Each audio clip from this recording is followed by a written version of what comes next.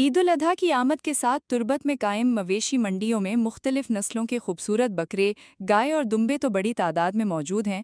ताहम खरीदारों की इंतहाई कम तादाद ने ताजरों और व्यापारियों को तशवीश में मुब्तला कर दिया है। शहरियों का कहना है कि बॉर्डर की मुसलसल बंदिश, कारोबारी सरगर्मियों में कमी और बढ़ती हुई बेरोजगारी ने लोगों की माली हालत को शदीद मुतासिर किया है, जिसके बायस इस साल कुर्बानी के जानवर खरीदना आम आदमी की पहुंच से बाहर होता जा रहा है। बकरा मंडी में आने वाले शहरियों का कहना है कि गुज़िश्ता बरसों की निस्बत इस मर्तबा मंडियों में ना तो पहले जैसा रश देखने को मिल रहा है और ना ही खरीदो फरोख्त में वो सरगर्मी नजर आ रही है।